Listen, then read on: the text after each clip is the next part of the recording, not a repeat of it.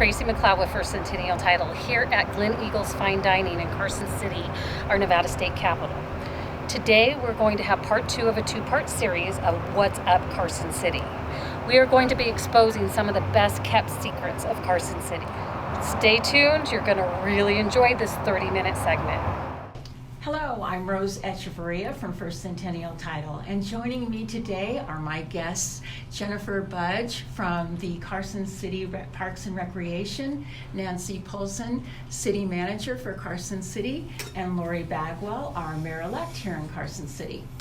So we've been talking about why Carson City, and those of us who are natives know why. There's so much charm, there's so much history here. But Lori, why don't you tell those who may not know about Carson City why they might want to consider moving here? Well, for me, it's really easy. We have a wonderful saying here in town that is, we're the greatest place to live, work, and play. So today, I hope we talk about the play part. But I believe it's true. And when I step outside of my house in the morning, in 10 minutes, I can be anywhere. I can be playing pickleball. I can be getting in a kayak and taking a ride down a river. I can go to a park. I can go swimming.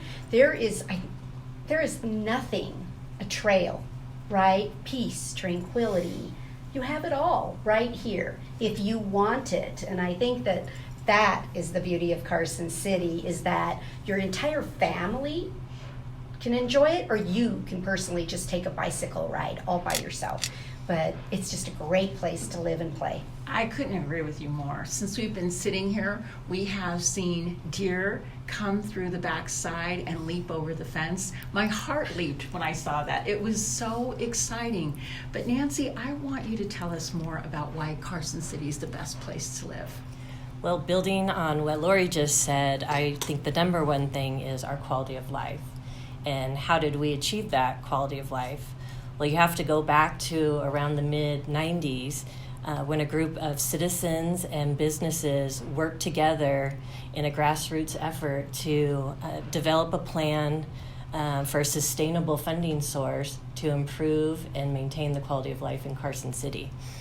As it sometimes is referred to, Question 18 or the Quality of Life Initiative, that was passed in the 1996 general election, and that allowed the city to implement a 0.25% sales tax that could be used for the acquisition, development, maintenance of parks, our open space, our recreational facilities, and our trails. It's restricted for only those purposes. So initially, when the tax went into effect, it was bringing in $1.7 million annually. Now it has grown over the years to $2.8 million. So over the last 23 years since the tax was imposed, the city was able to invest over $50 million in quality of life projects, including the acquisition of over 20 different properties and or about 7,000 acres of open space in Carson City. City management and city planning has done a fabulous job. And I want to turn it over now to Jen in Parks and Recreation, and tell us what Parks and Recreation has done. What are some of the things they've done for the quality of life here? Well, we're so lucky to have the Quality of Life Fund. It was a really progressive idea at the time, and we've really benefited from all the projects that we've had. A couple of note are the Multi-Purpose Athletic Center. We call it the MAC. It's an impressive, state-of-the-art, 44,000 square foot facility. It's an indoor gymnasium. We can host 2 college regulation courts for basketball or volleyball, and then we can transform that into 4 high school courts that are regulation, or into 12 pickleball courts. So we have the ability to have different diverse sports at that facility and cater to really any sport or any generational activity. We're so lucky we have an elevated walking track, so if you're trying to escape the snow in the winter and you want to just get inside, you can come use the track, which is a great way to recreate and stay active all year round. And then we have anything from our Little Senators basketball program for youth to indoor futsal, which is like soccer, inside, which is really tremendous. So we It's have something for exciting. everyone. Yeah, absolutely. In case you didn't hear what she said, 44,000 square feet. Amazing. It is. And everything from toddler to the more senior citizens. I think you definitely have done a great job with Parks and Recreation. What are some of your challenges? Some of our challenges are, in 2015, we received over 4,500 acres from a federal lands bill to Carson City. And these are prime recreation areas, from the Carson River corridor to unique wildlife habitat throughout the city. We're so lucky to host and now maintain all of that acreage. But with all that responsibility does come some challenges. So we've had to be really creative. One of the areas that we acquired from the Bureau of Land Management is called the Prison Hill Recreation Area. And it's right next to the Nevada State Prison, so that's how it gets its name. But when you go up to Prison Hill, the views are just breathtaking. They're amazing. There's annual wildflowers on site. There's tremendous trails. And it's a 2,500 acre site, and of that, 400 acres is dedicated to motorized activity, with the remaining part of Prison Hill for all the other uses. So the non-motorized activities are equestrian users, hikers, bikers, but the motorized activities are for side-by-sides and motorcycles and ATVs and rock crawlers. And the rock crawlers love all the rock formations on site, which are really tremendous. There's just really unique granite formations throughout the site. But managing that area is not typical of a local municipality. Typically, motorized outdoor recreation is either privately held, or it's our federal partners that manage those areas. So it's definitely new to us, and we are lucky to have a lot of partners that are helping us with funding and with planning that area.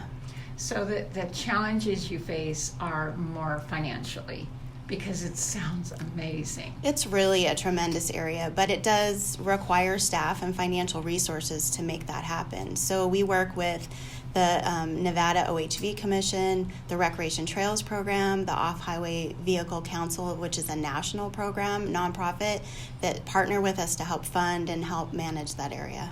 So we have a member on our First Centennial staff who likes to horseback ride, and she was so excited because you've been able to separate the motorized part of the park and the horseback part, all of the other areas. So tell us a little bit about how that's distinguished between the different parts. Sure. So previously, when it was under the Bureau of Land Management, they have less staff and less financial resources than even we do at the local level. So it really wasn't managed before. So we're improving signage, fencing, and really designating those areas so people can safely recreate and do what they enjoy. Yeah, absolutely.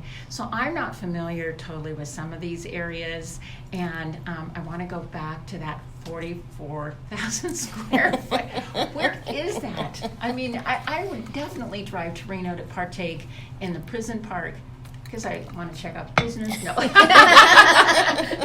It sounds It's not an amazing. operational prison anymore, but it has some great historic value and is really actually a sense of pride in the community of what it's contributed. There you go. Yeah. So where is the other facility? So the MAC is what we call it. It's over on the east side of the facility on Russell Way, next to the Boys and Girls Club. So it's in a prime location.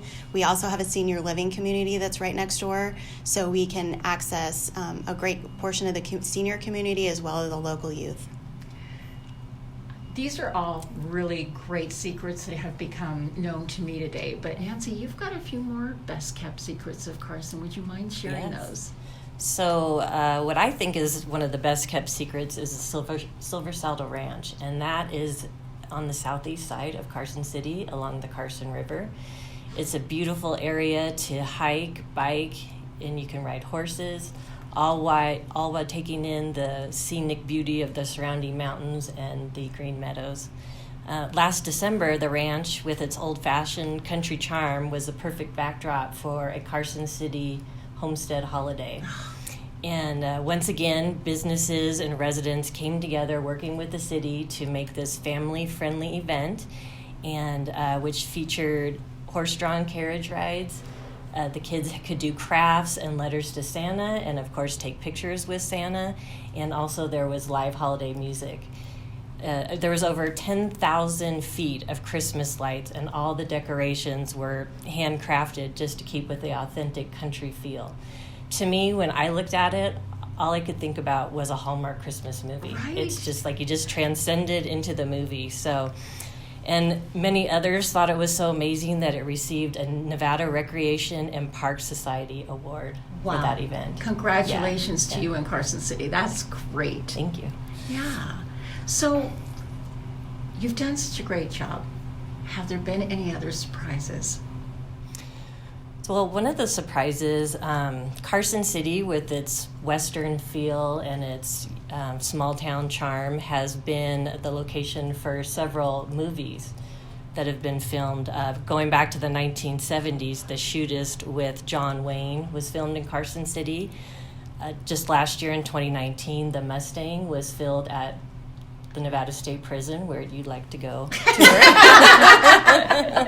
At least she said to work instead of to live. Yeah. And most recently, the city invested over $11 million in the revitalization of our downtown, and that has attracted the attention of many film producers. Wow. So just over the last 3 to 4 months, our downtown and our historic west side were transformed into a Christmas winter wonderland, where they filmed 3 movies there for the Lifetime channel, featuring actors and actresses like Mario Lopez, Melissa Joan Hart, and for us that are older, Patrick Duffy from Dallas.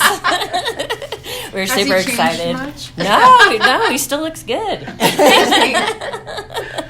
I didn't get to meet him though, but I actually drove through there on a Friday night when they were filming. They filmed at night for the last movie, and it was so neat to see the residents coming out of the restaurants, hanging out in our new downtown, and watching the filming of the movie. So absolutely. That was really fun.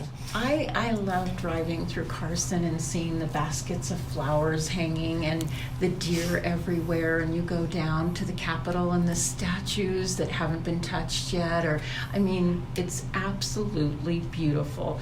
So Lori, what are you working on? Well, I gotta tell you, I want to just add a little bit to something that Nancy was just talking about, is maybe a surprise to me, because sometimes you plan and it's years in advance. Most of the Right. public doesn't realize that you really got things on the drawing board from 2 or 3 years, 4 years, and then when it finally happens, you're like, did it work? Did we do it right? Did we get this right? So one of the neatest things that happened for me is to watch McFadden Plaza, which is on 3rd Street. It's right across from the Nevada legislature. I love to watch that plaza during the day because it's like this family wonderland, right? We put a splash pad in it, and you can see the little kids running through it, and then they're just going over and having a sandwich, or they go over to Scoops and you can see an ice cream cone bigger than the child, but they're so excited. And then the plaza just transforms itself at night and becomes the gathering place for the adult life in Carson City to go and enjoy one another and have a drink. You'll see the fire pit happening at the Fox, and we have the new Piazza restaurant that's just delightful. And so it's just a community gathering spot. Exactly. So to me, it's what continues to make Carson City, like I said, that place you just want to be, because it's still small enough that it's a community. So I love to go through there in the evenings and just, I'm going to chat for 10 minutes with somebody I haven't seen for a little while. So I think that's, again, a project that turned out for us, and better than I could have expected.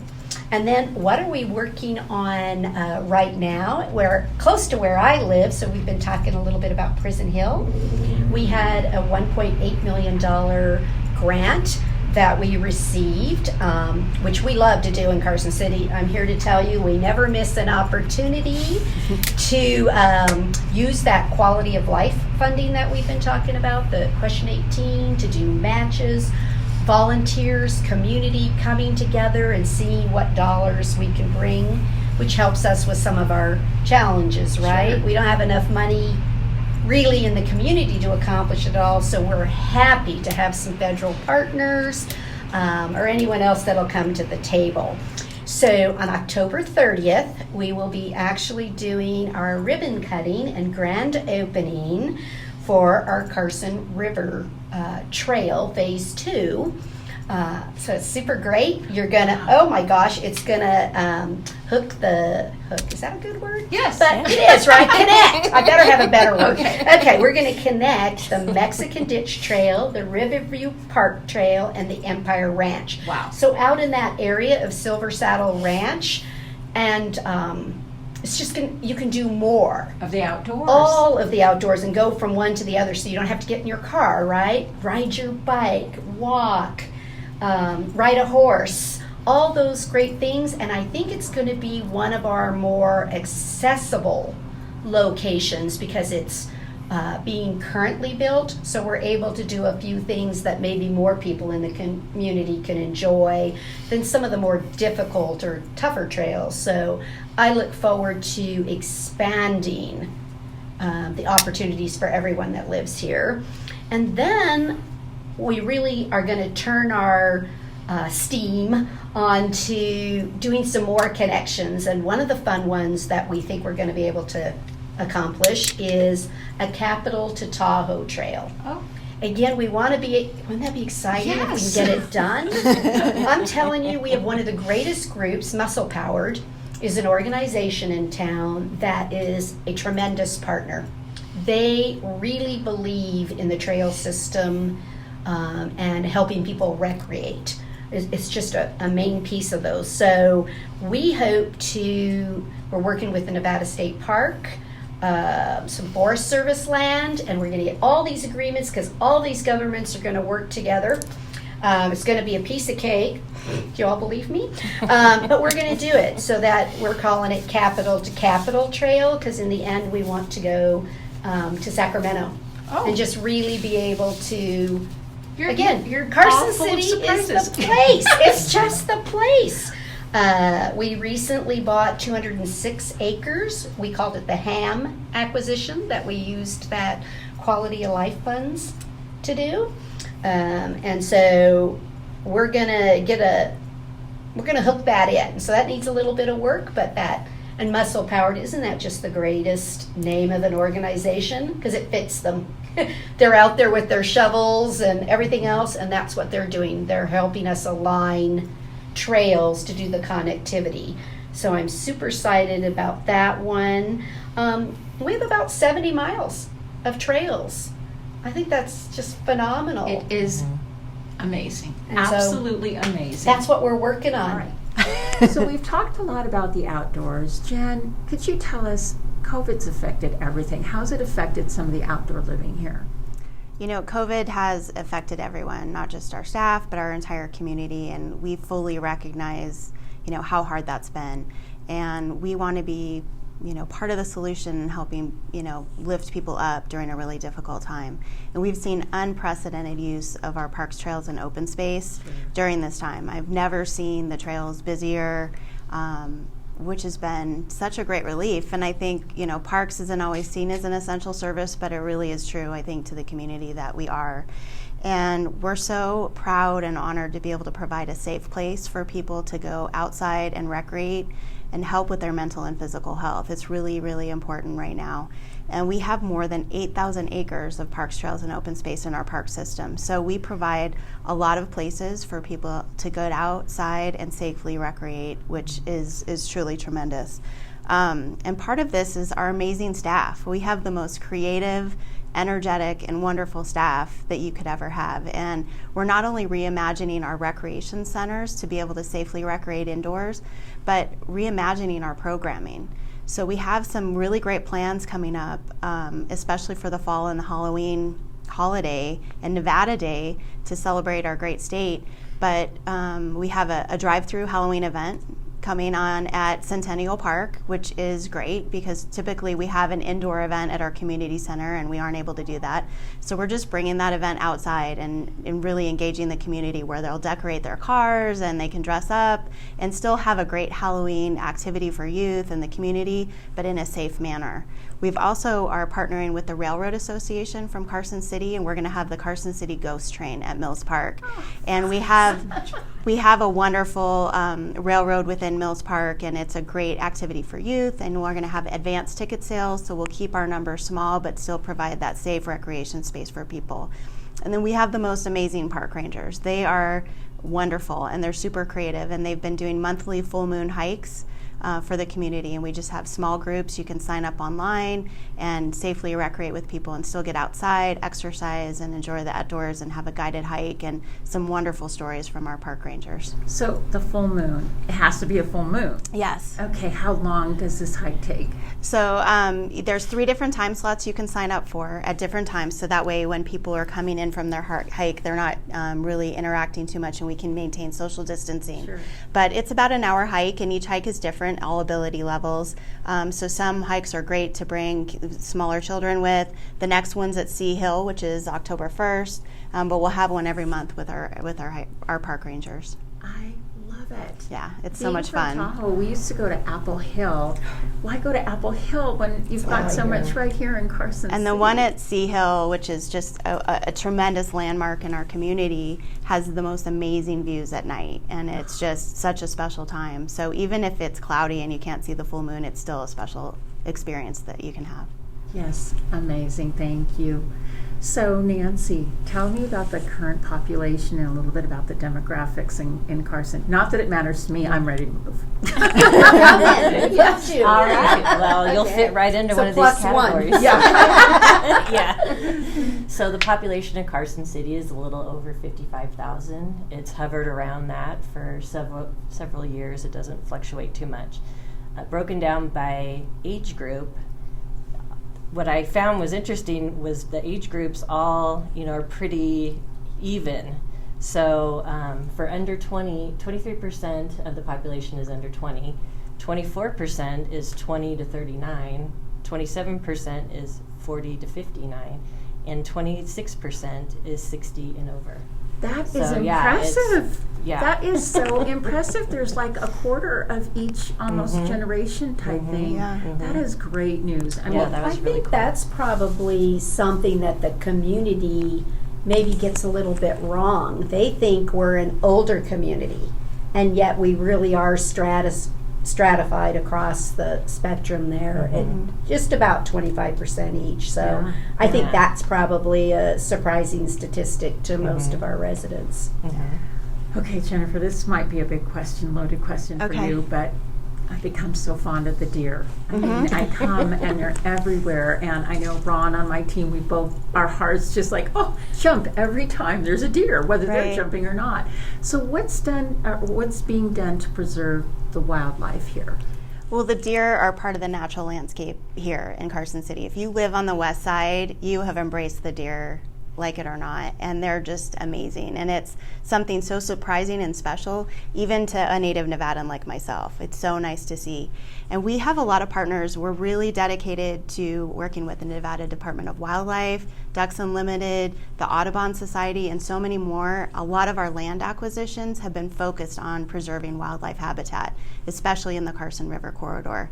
A lot of the mountainsides you see are part of the mule deer corridor and their transition zones, so they're really critical to their habitat and whale life. So we're dedicated to working with those partners to making sure that we have not only a great rural area and urban core, but a way for wildlife to safely navigate through the city. Oh, so well said. I've enjoyed our time together so much. I feel like I've bonded with all three of you.